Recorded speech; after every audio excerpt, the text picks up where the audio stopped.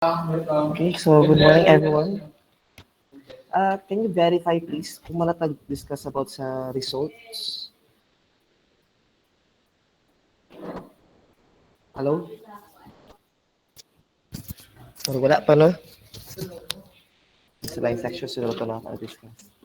Okay, so we'll continue our discussion about probability. We will end our let's try to end the statistic na topic this morning.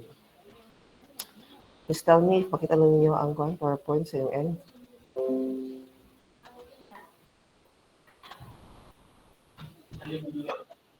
Okay. Thank you. So let's talk about the result. Okay, one of the most important parts of research after doing the statistic is the result, diba? So the result here will be the summary of the types of the result that you'll find in either experimental or quasi-experimental research studies. Or pwede hapon siya when you talk about quantitative, inferential, or descriptive type with matching with matching gamay lang ang mga gamay niya numerical values. So how do we interpret results? Diba? So what are the different type of results that we can get? So there are different type of results. We have significant and predicted. We have non-significant. We have significant and not predicted. We have mixed and unexpected. So for the significant and predicted class, uh, we will get a result via support in a logical association between the variables. And this is something that is expected by the researcher. That's the reason why we need to choose which variable ang atong dapat i-measure. Either we are looking for the independent or the dependent variables. Kapag as a researcher, dapat kabulong sa mga terms, no?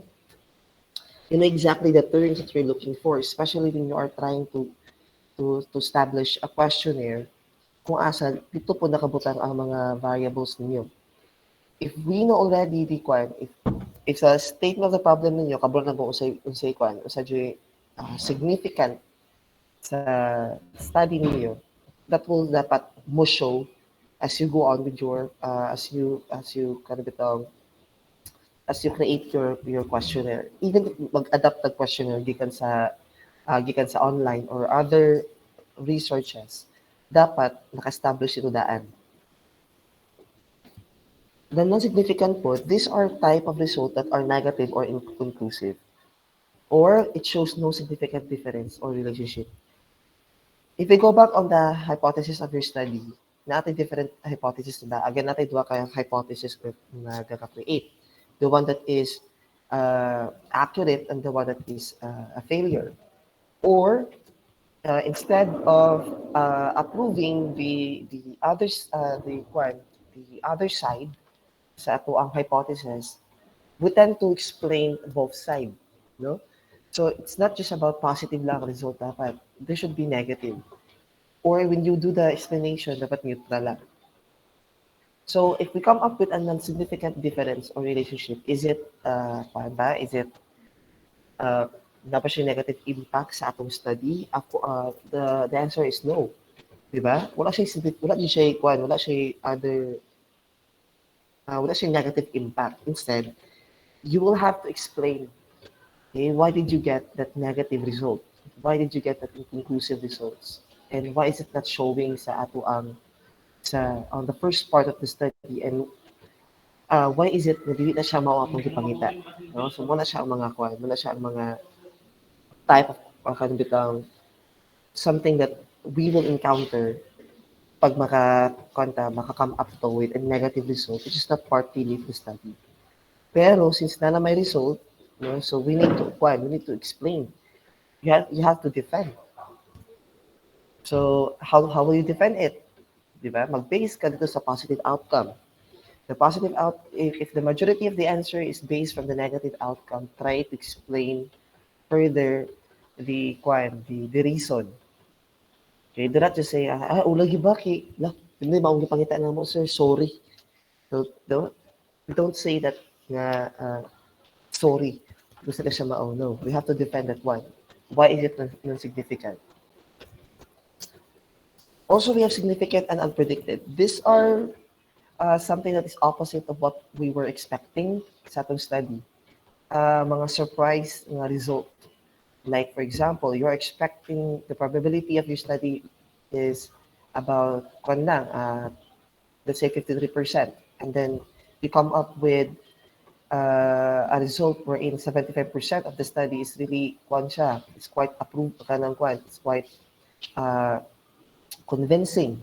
So that will give us an idea about how significant really is the study is all about. It indicates potential flawed logic of the researcher. It means that that we are that we are one that the result that we had is really something that we needed, but unexpectedly, siya, quite high. No, it's not something that we are expecting. It's not a result really that we're expecting, but it is something that we really have to come up with. So that is how significant and unpredicted result is all about. So what's with the explanation of that? Once you defend the significant and unpredicted result, you have to make sure that it's not about positive lang. Okay? Try to add little about the uh, give some intel to the panelists kung how did you come up with this unexpected result? But yes, this is the result that we're looking for. Something like that. You have to explain that one. Because based from the other studies, for example lang, no, sa atong RRL or other references, most of, kung we're talking about adapting the study, if we're talking about enhancing the study, especially na proving, no, the result mo sa open RRL or other references mo is ilang mga result. Like for example, like I've said, no, 53% lang ang pinakataas. And then sa inyong study, may mo siyang 75. Then you have to explain that one. What did you come up with 75? What is the reason? So if you have a correct method na gigamit, if you have uh, references, if you have resources that will support your study, then okay na jud kayo, no? Maka-explain ma-explain na ninyo. Also, we have mixed. Okay, these are the mixed result. This is one of the most common outcome of the studies. Well, no common man siya because this is something that you really thought is the correct answer, but like 50-50 bitaw siya class. No? So one variable may uphold predicted while the other is not. If we are measuring the dependent variables at our study, uh, there is a possibility that we will come up with an answer, a result, for example. Pero, it is something opposite po sa ato ang kanang gusto makuha. Okay, gusto na to ma-achieve na result. Pero, the question po is, will that be will that affect the the the whole context of your study? It depends sa imong hypothesis. If your hypothesis is more on the positive outcome, you will be held accountable for that one. Kaya nga naman, why did you focus only on one study or one variable? Why not try to explain the other one? Okay? Or two dependent measures of the same variable may show opposite result. This is something that is not we are expecting pero it answers our study. Di ba? Marag ibog kay siya because it needs logical explanation. Analytical and logical explanation. You don't just focus on lang. Like for example, the result is what if we have two example. We have that dependent variable, we are focusing on the attitude, while on the independent variable, we're focusing on the academic performances. When we are focusing on the attitude, on the dependent variable, the answer sa atong dependent variable is quite related dito sa atong academic performance. And the factors behind academic performance is too far from the result that we get na atong i-base to ang attitude, which is our dependent variable. This will give us a mixed result wherein we need to explain conclusively what are the following things that needed para ang duha is ma-neutralized. Okay? Dili siya dili siya layo ra kay sa atong kapangitaon. You have to look for a better explanation based from the result, based from the methods you used. Para when the panelist asks you, oh, ano man yung attitude is different from your academic, where your academic is related to your attitude, naamoy ma-answer. Na natay backup lang, natay backup na framework to explain that one. So that's the reason why also you have to be careful on choosing the framework. If you are more on the theoretical, make sure that the method you are using also is mo complement siya sa yung theoretical framework. If you're using also the conceptual framework, make sure to use a method or a statistic that will also defend your conceptual framework. And also, when you are choosing your variables, make sure po unta nga ang variables yung pilion is aligned sa inyong sa inyong study. Because the most common error nga ato makitaan man sa mga study nato is that kada ka atong title, pag abot sa ato ang methods, pag abot sa ato ang framework, pag abot sa ato ang kanang data gathering na, no? Kuha na, nagkasig-iya na, wala na direction. So you have to make sure that to avoid the mixed result, if possible, try to focus on one variable and make it uh, as better, no? Make sure nga kuan siya kanang ma-measured siya thoroughly, okay, without even thinking of using another methods na sad just to prove that there is really something going on sa atong study. So again, choose a better statistic, choose a better method, and focus only in one variable. Another also to the unexpected result. These are relationship between variables that were not hypothesized and not predicted from the framework being used. Siguro the unexpected result that we can get is when we are using a method or a statistical method that is not kanang kwan. Kaya bitang dili siya appropriate sa atong study. Like, kung if you are having a very complicated study, do not use a method that is kanang easy lang. Try to complement that one with an statistic method po na mo correlate siya sa imuhang complicated study. Because if you're using a very easy method for a complicated study, di ka makakuha og ka ng sufficient result. I'm telling you. Na wala kayo nakuha ng sufficient result na what you will get is that a shallow answer, a shallow result. And a shallow answer is not siya, dili siya maayo. Especially when your study is quite interesting. No, it's very broad, very general. So you have to make sure that the method you use is siya, it complements the study. So you get an expected result to an expected study. And then the problem na is sana to pag-explain. So, dahil po sa framework class, no? Sa conceptual framework nato, daghan kita, natay dependent, independent, and support. Karon kay ipa-explain sa panelist ang support because ang support nga variable ninyo is wala siya. Hindi siya makitaan, no? Hindi siya makitaan dito sa result. So, sa unta man na. So, make sure that you are very quiet. Dapat vigilant mo when you're choosing your variables. Do not just put anything there without even measuring or without thinking kung measurable na siya na variable or not. Okay, after gathering of data, after coming up with a better result, whether the results are coming from those different types, we will always end up with the findings, conclusion, and the implications. So what are these things? There's a research na to.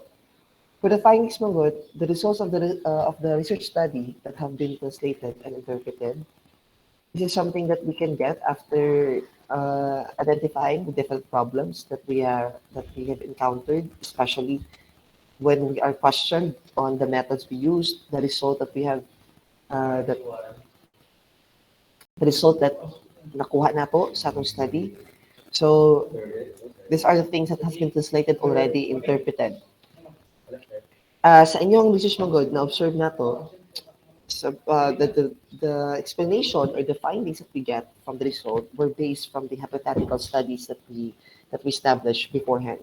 So if we don't get the if we did not meet the hypothetical answers that supposedly no makuha nato based from the result, we need to interpret that one in a very informative manner. So you have to make sure that you have explanations based from the kwan. You have to interpret the result based from nakuha nato. No, again, either of those different types of results, because it needs a very good foundation to explain those things para makuha nato ang correct na findings, no? To translate to translate the result into a good findings. So we have statistically significant findings. These are the findings that we get from the values, or let's say if we use a method correctly, you can get the significant p values of it. Diba? These are the findings that are statistically founded. We also have clinically significant findings. These are findings that are practically apply, and there are somewhat based from the opinions. The clinically significant findings class can only be established when you are conducting the study in a group or a population that is quite high, pero significant siya sa atong study. So, kamo sa inyong study karon, you are only obliged to to conduct few people, no, limited respondent lang. So let's say that the limited number of respondents that you have is pwede to siya mabase sa ang significant findings, sa atong statistically significant findings. Because the statistically significant findings mo good, we based that one to the methods, while in the clinically significant findings, it's not limited, it's broad, but we are practically applying the correct findings and the result based from what we thought is correct and what we thought is not. The conclusion will be the synthesis of the findings. Okay? We conclude based from, again, what we got sa atong result. And researchers should not go beyond what the findings state or interpret it too much. Stop using flowery words when you're trying to conclude. This is the most common error sa ato ang conclusion, no? Dami kaya ato ang explanation because correct atong answer, we interpreted the result we thought it's correct. Pero when it comes to the conclusion na yun, we go beyond for what we are expecting. Kasi pasabot na when you're trying to limit your result class, try to limit your conclusion also. Okay? Ayaw pag-add og mga explanation nga wala dito. Okay, kung mag-conclude magud ka, the conclusion should be based from facts. It should not be based from what you thought is gonna become. You should not focus on the conclusion based from the words on the, for example lang siya, sa mga survey questionnaires mo, especially mga interview question daw. Ako, personally, I conducted a study before through survey questioning. So, the survey man good, you will get an answer based from the descriptive type of answers because those answers are perceptives. If the answers are based from perceptions, when you do the conclusion, man good, you should not focus only on one subject. Okay? Because the answer of that respondent is not really the base of what you should or what the conclusion should be. you should focus your conclusion as a general. Hindi pwede nga isa lang ka-respondent mong i-focus because that is what he or she thought is your study is all about, or that is your problem is all about, the answer of your study is all about.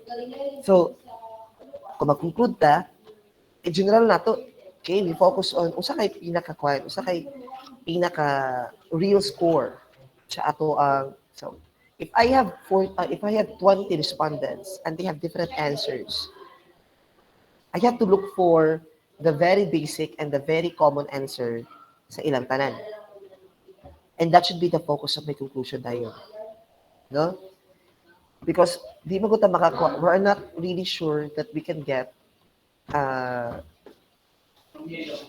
kanabitang fundamental nga answer lang class. Isa lang jud ka buok. Like, mura jud na siya ang main point, no? Because, again, if our study is based on perception, we need to at least, no, try to narrow the idea of those answers and then conclude that one. The specific term that you get will be now our conclusion. We will not try to explain that one. And then limit your conclusion based lang sa imong nakuha, based on the term or the point that you get from their answers. And if your conclusion were based from numerical values, try to explain the percentage. Try to explain that number lang. Okay? Focus on what you think is, if you're focusing on the negative side of the study, explain that one. Conclude the negative side. But if you're focusing on the positive side, conclude on the positive side. Never conclude both sides, because if you conclude both sides, it means that you are not leading the reader or even the panelist to the correct answer. You're adding confusion to the study. Try to be biased when you are doing the conclusion. Kana lang if you're focusing on one side.